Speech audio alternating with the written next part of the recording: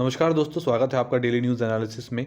This video series is presented to you by ethic IAS. इस video series में हम आपके लिए लेकर आए हैं करंट अफेयर्स जो आपके यूपीएससी और स्टेट एग्जामिनेशंस में बेनिफिशियल रहेंगे। आज है 25 नवंबर 2022 और आज हम करने वाले हैं 3 न्यूज़ का एनालिसिस। सबसे पहले हम पढ़ेंगे लचित बोरफुकान के बारे में। ये आपके जीएस के फर्स्ट पेपर से संबंधित है, हिस्ट्री एंड कल्चर का पार्ट है। दूसरा हम पढ़ेंगे अग्नि 3 मिसाइल के बारे में। ये आपके जीएस के थर्ड पेपर से संबंधित है, साइंस एंड टेक्नोलॉजी की न्यूज़ है, प्रीलिम्स एग्जाम के लिए इंपॉर्टेंट है। और तीसरा हम पढ़ेंगे पॉलीग्राफ टेस्ट के बारे में। ये आपके जीएस के सेकंड पेपर से संबंधित है, गवर्नमेंट इंटरवेंशंस का टॉपिक है। वीडियो में आगे बढ़ने से पहले मैं आपसे रिक्वेस्ट करूंगा कि आप इस वीडियो को लाइक कीजिए, शेयर कीजिए, चैनल को सब्सक्राइब कीजिए और बेल आइकन जरूर दबाइए ताकि आपको नोटिफिकेशन मिल सके और आप समय रहते इस रिच कंटेंट को ग्रैस्प कर सकें और अपनी तैयारी को और बेहतर कर सकें। अब आइए बात करते हैं अपनी पहली न्यूज़ के बारे में। तो आज हम पढ़ने वाले हैं असम के एक लीजेंड जिन्हें लचित बोरफुकान के नाम से जाना जाता है। ये एक लीजेंडरी असमीज जनरल रहे हैं अहोम किंगडम में। इस बार इनकी 400वीं बर्थ एनिवर्सरी मनाई गई है और इसके लिए इनको सेलिब्रेट किया गया है एज अ हीरो। और ये जो इनकी बर्थ एनिवर्सरी है, इस पर 3 दिन का सेलिब्रेशन शुरू हुआ है जो नवंबर 23 से शुरू हुआ है नई दिल्ली के अंदर। इन्हें फोक हीरो कहा जाता है। इनका नाम है लचित बोरफुकान। देखिए, अगर हम बात करते हैं अहोम किंगडम की हिस्ट्री के बारे में, तो अहोम राज्य असम का एक ऐसा राज्य रहा है जो 13th सेंचुरी से लेकर 19th सेंचुरी के अंदर जिन्होंने असम में राज किया है। इन्होंने लगभग 600 सालों तक असम किंगडम पर रूल किया है और इन्हें कहा जाता था अहोम किंग्स। इनके समय पर ये जो अहोम किंगडम रहा है ये प्रोस्पेरस रहा है। इन यहाँ पर मल्टी एथनिक किंगडम रहे हैं जो कि ब्रह्मपुत्र वैली के अपर और लोअर रीचेस तक फैले हुए थे। इनका जो सर्वाइविंग का यहाँ पर रीज़न था, यहाँ की जो लैंड है वो बहुत ज़्यादा फर्टाइल थी और यहाँ पर राइस कल्टीवेशन जो है वो बहुत ज़्यादा होता था। अहोम जो है ये एंगेज रहे हैं कई सारे कॉन्फ्लिक्ट्स में मुगल्स के साथ। 1615 से 1682 तक ये स्टार्ट किया गया था जहांगीर के जब जहांगीर ने अपनी गद्दी संभाली थी तब से औरंगजेब के राज तक। एक बहुत बड़ा मिलिट्री कॉन्फ्लिक्ट हुआ था जनवरी 1662 में, जब मुगल्स जो है असम को लगभग जीत ही गए थे और उन्होंने अहोम की जो कैपिटल थी गढ़गांव उसको भी अपने कॉन्करर में अपने कब्जे में ले लिया था। काउंटर ऑफेंसिव में उस समय के जो अहोम किंग थे स्वर्गदेव चक्रध्वजा सिंघा, उन्होंने अहोम की टेरिटरीज को दोबारा रिक्लेम किया और एक वॉर स्टार्ट किया। अब जब उन्होंने ये वॉर स्टार्ट किया तो तब आते हैं हमारे लीजेंड लचित बोरफुकान जी। लचित बोरफुकान एक ब्रिलियंट मिलिट्री कमांडर थे जो अपने टेरेन को, ब्रह्मपुत्र वैली को बहुत बखूबी जानते थे। वहाँ पर कितनी चट्टानें हैं, कितनी स्लोप्स हैं, मतलब उस जगह का ये कहा जाता है कि ये बहुत बखूबी अपनी चट्टानों को, ब्रह्मपुत्र वैली को बहुत प्यार से इतनी ज़्यादा बारीकी से पहचानते थे जितनी बारीकी से हम अपने हाथ के पिछले सिरे को पहचानते हैं। इन्हें चूज़ किया गया था 5 बोरपुकान में से, क्योंकि ये एक वहाँ के जनरल थे तो इसीलिए इन्हें बोरपुकान कहा जाता है। वहाँ के अहोम किंगडम के किंग चरध्वाज सिंघा ने इन्हें बोरपुकान बनाया और इन्हें एडमिनिस्ट्रेटिव दिया, जुडिशियल, मिलिट्री रेस्पॉन्सिबिलिटीज सब इन्हीं को सौंप दी गई। जिस तरीके से मुगल प्रीफर करते थे बड़ी जगहों पर बैटल करना या फिर मैसिव आर्मीज के साथ लड़ना, बोरपुकान प्रेफर करते थे गोरुल्ला टैक्टिक्स, क्योंकि ये इन्हें एक एज प्रोवाइड करवाता था, क्योंकि इनकी जो सेना थी वो कम थी और ऐसे में ये तेज़ी से मूव कर सकते थे और एक बेहतर और मजबूत हमला कर सकते थे। शिवाजी की तरह ही ये मुगल्स के जैसे शिवाजी मुगल्स के साथ मराठवाड़ा में लड़ रहे थे, उसी प्रकार लचित जो है वो मुगल कैंप्स को डैमेज कर रहे थे, उनकी स्टैटिक पोजीशंस को धीरे धीरे इन्फ्लिक्ट करके, हमला कर करके उनको कमज़ोर कर रहे थे। इनकी रेड्स ने कई सारे मुगल सोल्जर्स को इन्होंने अपनी रेड्स के अंदर मारा है। और देखिए, इनकी जो आर्मी थी वो काफ़ी ज़्यादा फ्रस्ट्रेट ऐसी कंडीशन में होती थी, क्योंकि आर्मी बहुत ज़्यादा मैसिव रहती थी और जब तक वो रेस्पॉन्ड करती थी तब तक ये बहुत प्यार से अपने काम करके या एक जितने लोगों को इन्हें मारना होता था उन्हें मारकर वहाँ से बड़े आसानी से भाग जाते थे।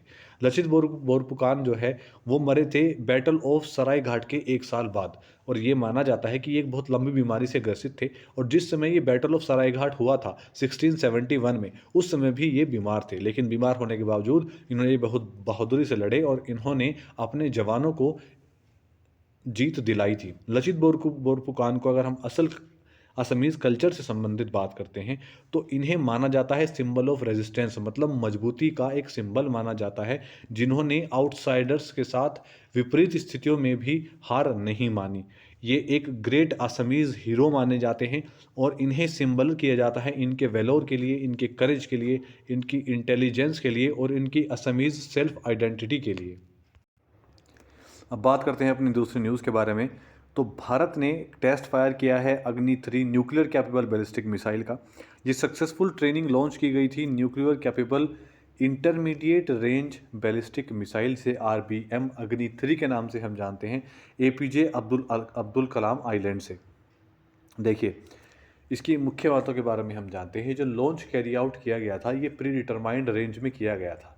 ये पहले से ही डिटरमाइन कर लिया गया था कि कितनी रेंज में हमें ये जो लॉन्च करना है वो करना है। जो इसकी रेंज पहले ही निर्धारित कर ली गई थी। इसके जो ऑपरेशनल पैरामीटर सिस्टम्स हैं वो सभी वैलिडेटेड थे, पहले ही सब चेक कर लिए गए थे। ये जो मिसाइल है ये 16 मीटर लॉन्ग मिसाइल है जिसका वजन 48 टन से भी ज़्यादा है। ये कवर करती है 3000 किलोमीटर को लगभग। ये कैपेबल है कैरिंग एक पेलोड ऑफ 1.5 टन का जो पेलोड है वो ये कैरी कर सकती है। इसकी जो फ्लाइट ट्रेजेक्टरी है, मतलब इसकी उड़ान, जिस समय इसने उड़ान भरी और जब इसने अपने टारगेट को हिट किया, वो सारा ट्रैक किया गया था नंबर ऑफ रडार्स के द्वारा। कई सारे रडार ने इसे ट्रैक किया।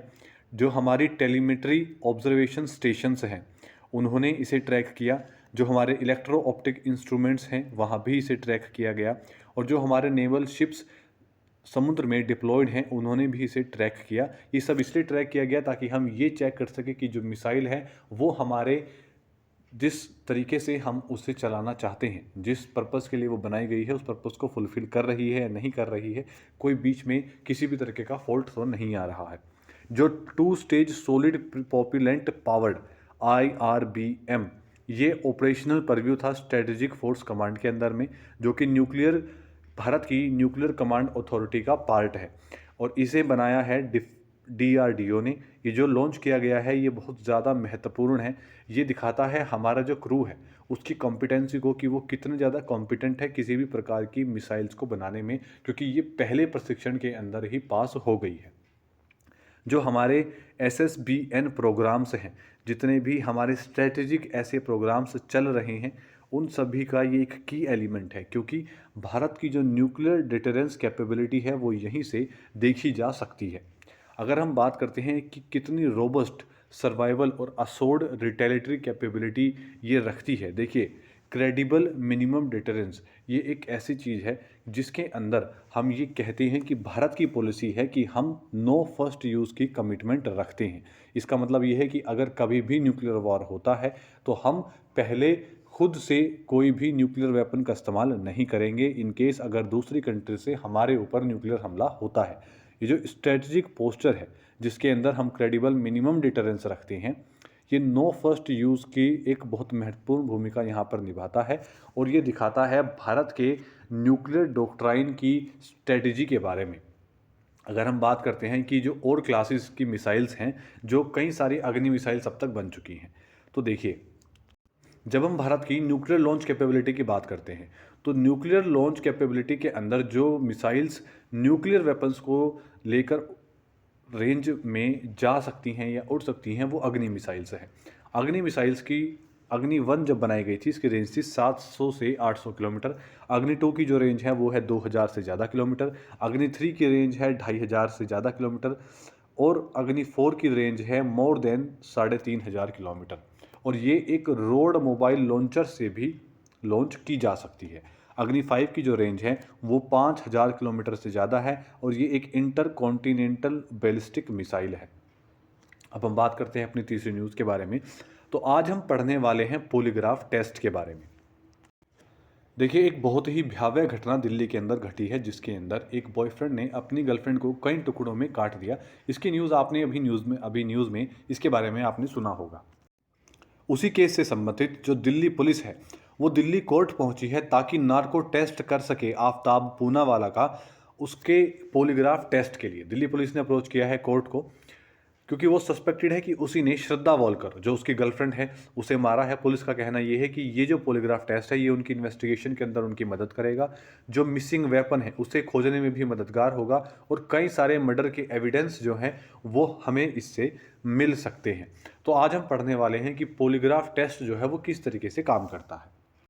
देखिए, एक पॉलीग्राफ टेस्ट जो है वो फिजियोलॉजिकल रेस्पॉन्स की अजम्पशंस पर बेस्ड रहता है। इसके अंदर आपकी हार्ट बीट, आपकी ब्रीथिंग के अंदर आने वाले चेंजेस, अगर आप स्वेट करते हैं तो ये सब चीज़ें देखी जाती हैं। इसके अंदर जब कोई इंसान झूठ बोलता है तो उसका जितने भी चीज़ें उसके अंदर ट्रिगर होती हैं, उसकी हार्ट बीट बढ़ती हैं या उसकी ब्रीथिंग पैटर्न चेंज होता है, ये सब चीज़ें बड़ी ही बारीकी से नोट की जा सकती हैं। जो इंस्ट्रूमेंट्स है जैसे कि कार्डियो कफ्स, और ये या फिर सेंसिटिव इलेक्ट्रोड्स जो है ये अटैच की जाते हैं एक पर्सन से, जिससे उसके ब्लड प्रेशर, उसकी पल्स, उसका ब्लड का फ्लो, ये सभी चीज़ें मापी जाती है और ये देखा जाता है कि उसकी बॉडी के अंदर किस तरीके के चेंजेस आ रहे हैं जब वो सवाल सुन रहा है और जवाब दे रहा है। ये जो न्यूमेरिकल वैल्यू असाइन की जाती है हर रेस्पॉन्स पर, जिससे हमें ये पता चलता है कि वो पर्सन झूठ बोल रहा है, कहीं हमें धोखा तो नहीं दे रहा, या फिर वो खुद ही अनसर्टेन है।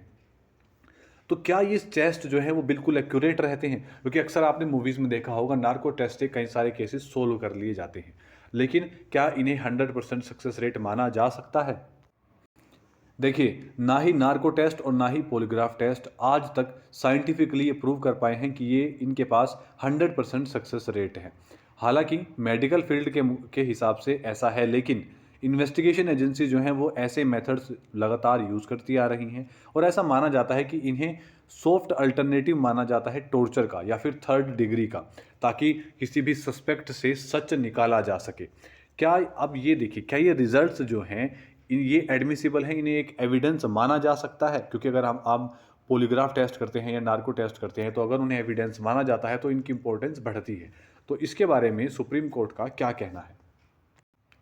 2010 में एक केस हुआ था जिसका नाम था Selvi and ors versus state of Karnataka and ANR. इस केस के अंदर सुप्रीम कोर्ट ने ये कहा था कि अगर इस टेस्ट के अंदर जो भी कन्फेशन वो पर्सन करता है उसे एविडेंस नहीं माना जाएगा। हालांकि अगर उस इंफॉर्मेशन से जो उस पर्सन ने दी है कोई भी सब्सिक्वेंट डिस्कवरी होती है तो उसे एक वॉलेंटरी टेस्ट के रूप में, एविडेंस के रूप में एडमिट किया जा सकता है। जैसे अगर एक अक्यूज्ड जो है वो इस टेस्ट के अंदर ये रिवील करता है कि मर्डर वेपन कहाँ पर है और कुछ मर्डर वेपन को यूज़ किया गया था, और बाद में उस पर्टिकुलर लोकेशन से पुलिस उस वेपन को बरामद कर लेती है, तो जो स्टेटमेंट में अक्यूज्ड का की जो स्टेटमेंट है उसे एविडेंस नहीं माना जाएगा, लेकिन उस वेपन को माना जाएगा। तो आज के लिए सिर्फ इतना ही। वीडियो आपको कैसी लगी इसके बारे में कमेंट डाउन ज़रूर कीजिएगा। अगर इन टॉपिक से आपका कोई क्वेश्चन है या आपका कोई डाउट है तो वो भी आप हमें कमेंट सेक्शन में लिखकर बता सकते हैं। अगर आप चाहते हैं कि किसी पर्टिकुलर टॉपिक पर आपके लिए कोई वीडियो बनाई जाए जिससे आपके डाउट क्लियर हो सके, तो वो भी आप हमें कमेंट सेक्शन में लिखकर बता सकते हैं। वीडियो को लाइक कीजिए, शेयर कीजिए, चैनल को सब्सक्राइब कीजिए और इस रिच कंटेंट को रेगुलर बेसिस पर ग्रैस्प करते रहिए। ये आपकी तैयारी का एक बहुत बेहतर फाउंडेशन तैयार करेगा, जिससे आने वाले प्री के एग्ज़ाम में आपको आपके जीएस सेक्शन के अंदर कोई भी परेशानी महसूस नहीं होगी। आज के लिए सिर्फ इतना ही। धन्यवाद।